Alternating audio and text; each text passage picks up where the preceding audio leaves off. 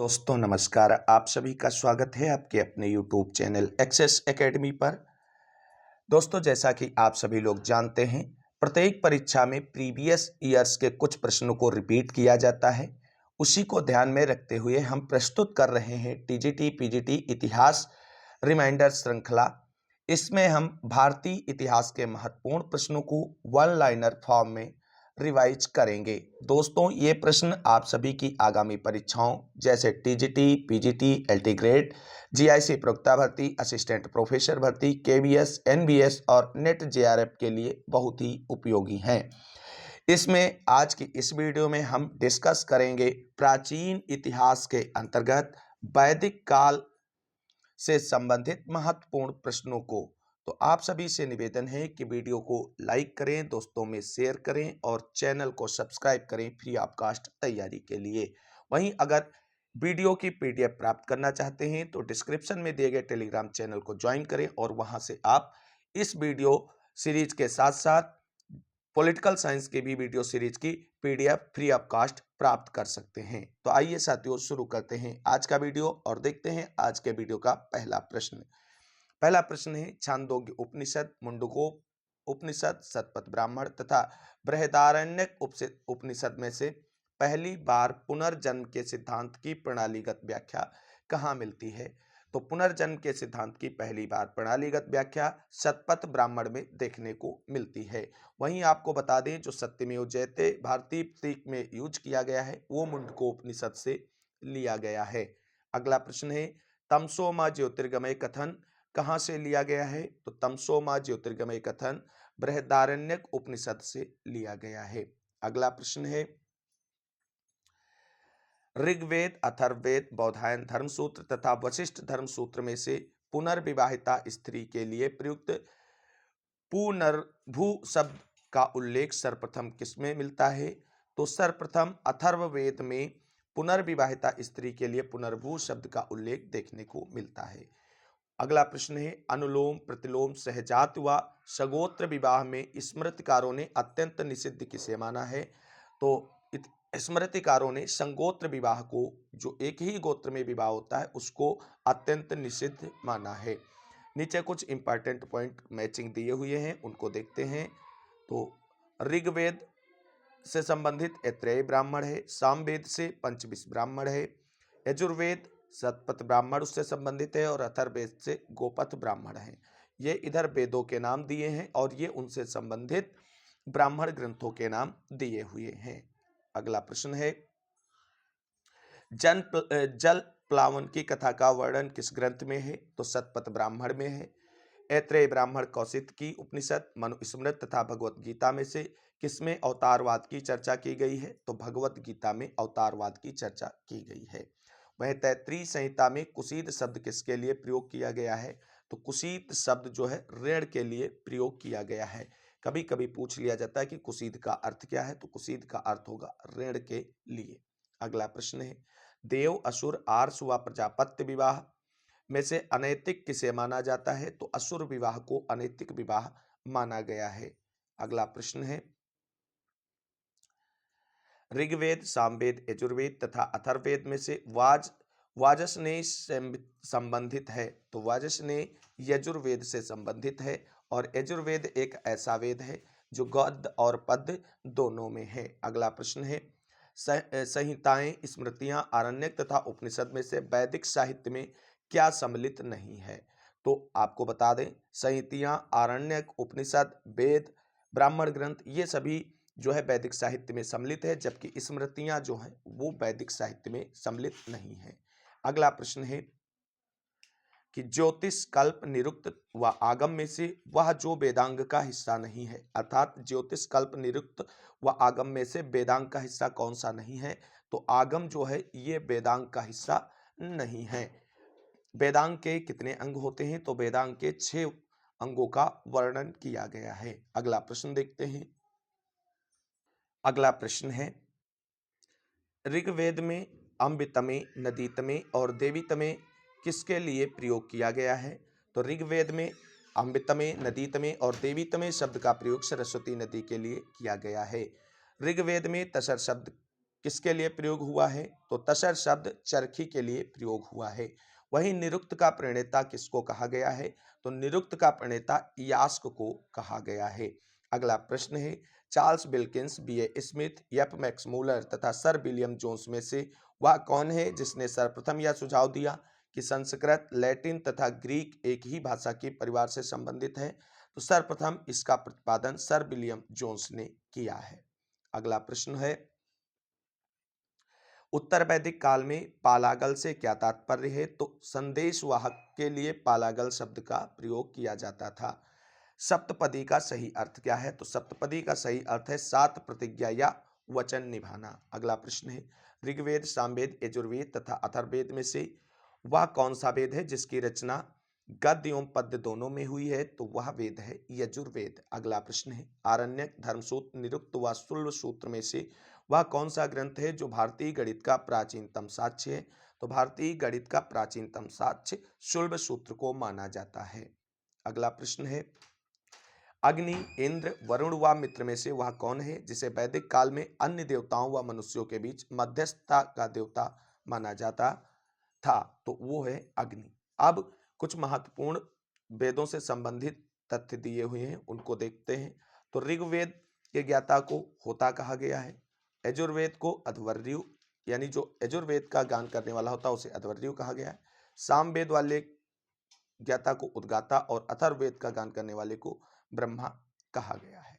अगला प्रश्न देखते हैं, युद्ध का प्रारंभ मनुष्यों के मस्तिष्क में होता है, यह कथन किसमें उल्लिखित है? तो इस कथन का उल्लेख अथर्ववेद में मिलता है।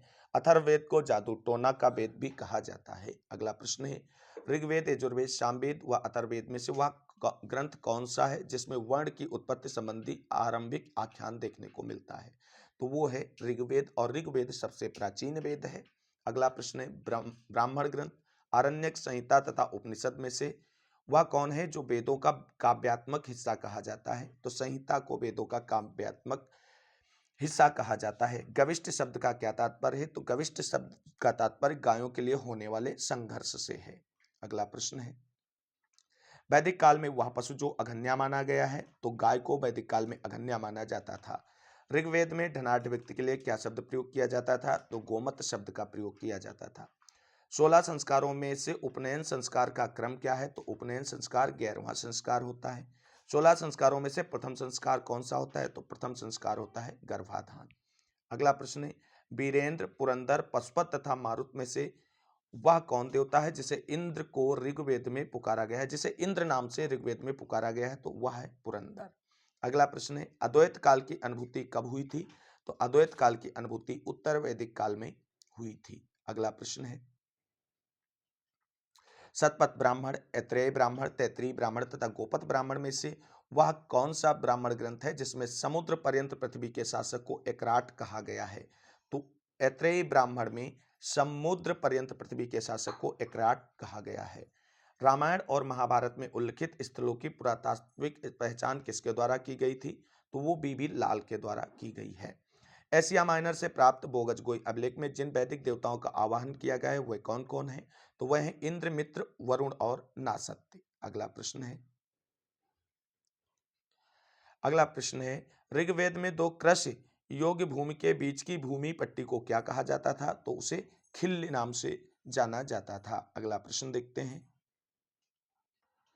अगला प्रश्न है, ऋग्वेद में धान्यकृत शब्द का प्रयोग किसके लिए किया जाता था? तो धान्यकृत शब्द का प्रयोग जो है वो ओसाने वाले के लिए किया जाता था। अगला प्रश्न है, बरगद, पीपल, आम व केला में से वह कौन सा पौधा है जिससे ऋग्वैदिक काल में अश्वत्थ वृक्ष कहा जाता था? तो अश्वत्थ वृक्ष पीपल को कहा जाता था। अगला प्रश्न है, रामायण, महाभारत, ऋग्वेद तथा अथर्ववेद में से वह कौन सा ग्रंथ है जिसमें अयोध्या का सर्वप्रथम उल्लेख मिलता है? तो अथर्ववेद में अयोध्या का सर्वप्रथम उल्लेख मिलता है। ऋग्वेद का नवामंडल किस देवता को समर्पित है? तो सोम देवता को समर्पित है। वहीं गृत्समद, कण्व, विश्वामित्र व वशिष्ठ में से वह कौन सा ऋषि है जिसने ऋग्वेद के तृतीय मंडल की रचना की थी? तो विश्वामित्र ने ऋग्वेद के तृतीय मंडल की रचना की थी। अगला प्रश्न है, ऋग्वेद का नदी सूक्त किसे माना जाता है? तो दशम मंडल को नदी सूक्त कहा जाता है। ऋग्वेद के किस मंडल में गायत्री मंत्र का उल्लेख किया गया है? तो तृतीय मंडल में गायत्री मंत्र का उल्लेख किया गया है। ऋग्वेद में उल्लिखित निष्क्रियु क्या है? तो ऋग्वेद में उल्लिखित निष्क्रियु एक प्रकार का आभूषण है। अगला प्रश्न है, परिषद, सभा, समिति व बिदत में से वैदिक युग की सर्वाधिक प्राचीन संस्था कौन सी थी? तो बिदत। अगला प्रश्न है, सभा, समिति, बिदत व पौर में से वह कौन सी संस्था है जिसमें स्त्रियों के भाग लेने का उल्लेख प्राप्त होता है? तो बिदत में स्त्रियों के भाग लेने का उल्लेख प्राप्त होता है। अगला प्रश्न है, इंद्र, विदेह, माधव, अग्नि व सुदास में से वह कौन है जिसे उत्तर वैदिक युग में उत्तरी बिहार के आर्यीकरण का श्रेय दिया जाता है? तो वो है विदेह माधव। अगला प्रश्न है, 10 राजाओं के युद्ध का विजयी राजा सुदास का संबंध किससे था? तो उत्तृत जन से संबंधित था। अगला प्रश्न है, 10 राजाओं के युद्ध में भरतों का पुरोहित कौन था? तो वशिष्ठ थे। अगला प्रश्न है, वैदिक काल में चिनाब नदी को किस नाम से जाना जाता था? तो वैदिक काल में चिनाब नदी को अश्किनी नाम से जाना जाता था। वहीं वैदिक नदी वितस्ता का आधुनिक नाम झेलम है। अगला प्रश्न है, ऋग्वेद, यजुर्वेद, सामवेद व अथर्ववेद में से बालखिल्य का संबंध किस वेद से है? तो ऋग्वेद से है। अगला प्रश्न है, ऋग्वेद का कौन सा मंडल है जिसमें 4 वर्णों का उल्लेख प्रथम बार हुआ है? तो दशम मंडल जो है ऋग्वेद का, उसमें 4 वर्णों का उल्लेख प्रथम बार हुआ है। अब कुछ महत्वपूर्ण प्रश्न और देख लेते हैं। गार्गी, अपाला, कात्यायनी व मैत्रेय में से वह कौन है जिसका उल्लेख ऋग्वेद में मिलता है? तो ऋग्वेद में उल्लेख मिलने वाली विदुषी का नाम अपाला है। वहीं बृहदारण्यक, छांदोग्य, कौशिकी तथा श्वेताश्वतर में से वह उपनिषद जिसमें याज्ञवल्क्य और मैत्रेय का दार्शनिक संवाद वर्णित है, तो बृहदारण्यक में मिलता है देखने को। मैत्रेय, गार्गी, घोषा व अपाला में से दार्शनिक वाद विवादों की एक कुशल वक्ता कौन थी? तो गार्गी थी। अगला प्रश्न है, अध्यात्म ज्ञान के विषय में नचिकेता और यम का संवाद किस उपनिषद में प्राप्त होता है? तो कठोपनिषद से प्राप्त होता है। वहीं इंद्र, वरुण, अग्नि व रुद्र में से वह कौन सा देवता है जिसे असुर की उपाधि दी गई है? तो वरुण को असुर की उपाधि दी गई थी। अगला प्रश्न है, ईरानी ग्रंथ जिंद अवेस्ता में अहुर मजदा किसे कहा गया है? तो अरुण को ही कहा गया है। अगला प्रश्न है, इंद्र, वरुण, पूषण व अश्विन में से वह जिसे वैदिक काल का देवता माना जाता है? तो वरुण को वैदिक काल का देवता माना जाता है। अगला प्रश्न है, सतलुज नदी का प्राचीन नाम क्या था? तो सतलुज नदी का प्राचीन नाम सतुद्री था। अगला प्रश्न देखते हैं। अगला प्रश्न है, महाभारत, भगवत गीता, ऋग्वेद तथा अथर्ववेद में से वह कौन सा ग्रंथ है जिसका भाग पुरुष सूक्त है? तो ऋग्वेद का भाग है पुरुष सूक्त। वहीं अगला प्रश्न है, ईश, छांदोग्य, बृहदारण्यक व जवालो उपनिषद में से वह जिसमें सर्वप्रथम 4 आश्रमों का वर्णन आया है? तो वह है जवालो उपनिषद। अगला प्रश्न है, पुत्र ऋण, पितृ ऋण, गुरु ऋण, ऋष ऋण जैसे कहा जाए है, वह देव ऋण में से वह कौन सा ऋण है जो 3 ऋणों के सिद्धांत में नहीं समाहित है? तो पुत्र ऋण जो है वो 3 ऋणों में नहीं समाहित है। अगला प्रश्न है, व्यापार, वाणिज्य, कृषि व पशुपालन में से वह क्या है जो पूर्व वैदिक आर्यों का मुख्य व्यवसाय था? तो पूर्व वैदिक आर्यों का मुख्य व्यवसाय जो था वो था आपका पशुपालन। क्या था? पशुपालन। अगला प्रश्न है, प्रकृति पूजा, मंत्रों उच्चारण, मूर्ति पूजा व यज्ञ में से वह जो वैदिक धर्म में सम्मिलित नहीं था? तो वैदिक धर्म में मूर्ति पूजा सम्मिलित नहीं थी। अगला प्रश्न है, कृषि, उद्योग, व्यापार व पशुपालन में से वह जिसका संबंध ऋग्वेद में उल्लिखित पणि से है?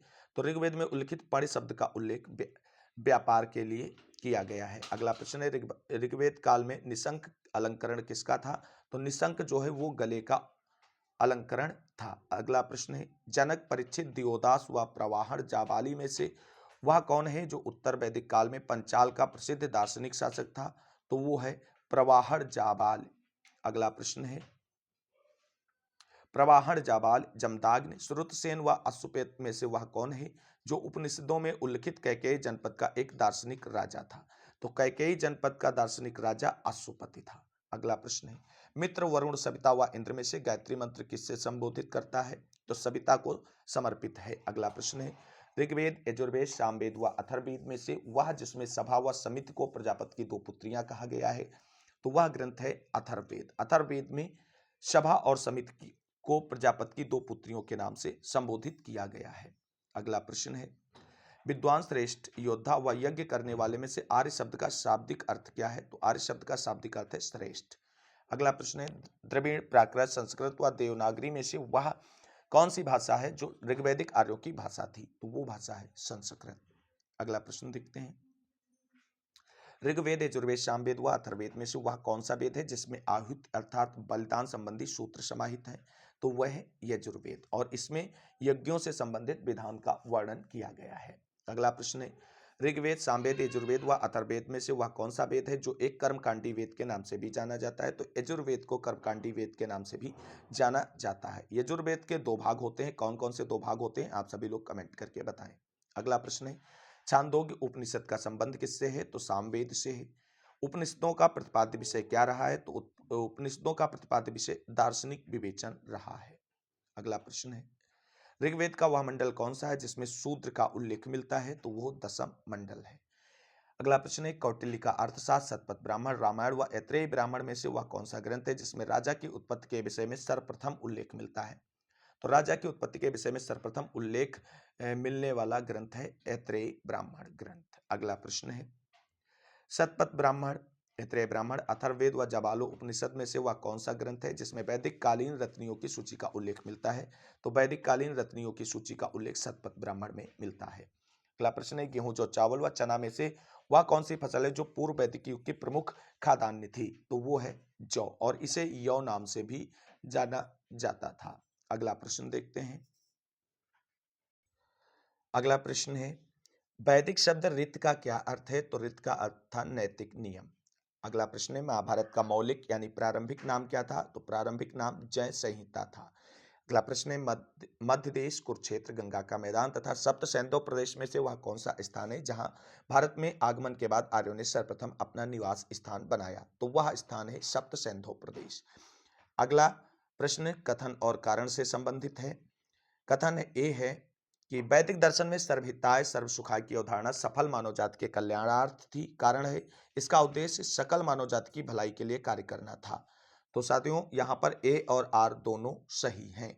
अब कुछ महत्वपूर्ण पॉइंट्स को देखते हैं जो पूरी तरीके से सही सुमेलित हैं। चौथ सूत्र में महाबलिदानों को संपन्न करने के नियमों का वर्णन है।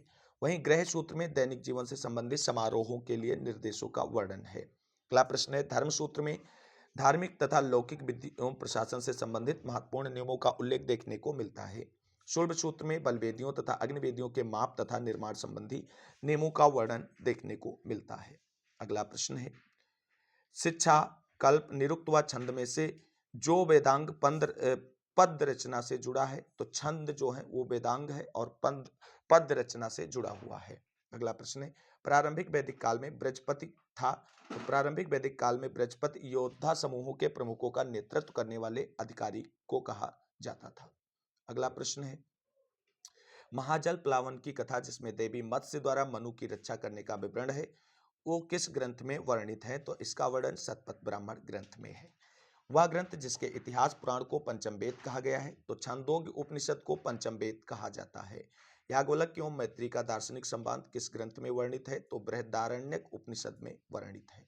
अगला प्रश्न है, ऋग्वेद का प्राचीनतम भाष्यकार माधव भट्ट, सायण, स्कंद स्वामी एवं बेकट माधव में से कौन है? तो ऋग्वेद का प्राचीनतम भाष्यकार जो है वो स्कंद स्वामी है। वैदिक युग में राजा के पश्चात महत्वपूर्ण अधिकारी कौन होता था? तो वो होता था पुरोहित। अब कुछ प्रमुख वैदिक कालीन नदियां और उनके आधुनिक नामों को देख लेते हैं।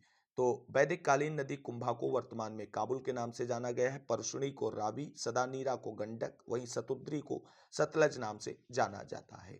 अगला प्रश्न है, वैदिक काल में हुए 10 राजाओं के युद्ध में कौन विजयी हुए थे? तो भरत विजयी हुए थे। अगला प्रश्न है, काठक, मैत्रायणीय, तैत्रीय व वाजसनेयी में से शुक्ल यजुर्वेद की संहिता कौन सी है? तो वाजसनेयी जो है ये शुक्ल यजुर्वेद की संहिता है। अगला प्रश्न है, 10 राजाओं का युद्ध किस नदी के तट पर लड़ा गया था? तो वो परुषणी नदी के तट पर लड़ा गया था। अगला प्रश्न देखते हैं। अब देख लेते हैं कुछ सही सुमेलित तथ्यों को। तो ऋग्वेद साकल संबंधित है, यजुर्वेद से वाजसनेयी, सामवेद कौथुम और अथर्ववेद शौनक, ये सही सुमेलित है। इसमें किसी प्रकार से आपको सुमेलित नहीं करना है। अब देख लेते हैं इससे जुड़ा हुआ अगला प्रश्न।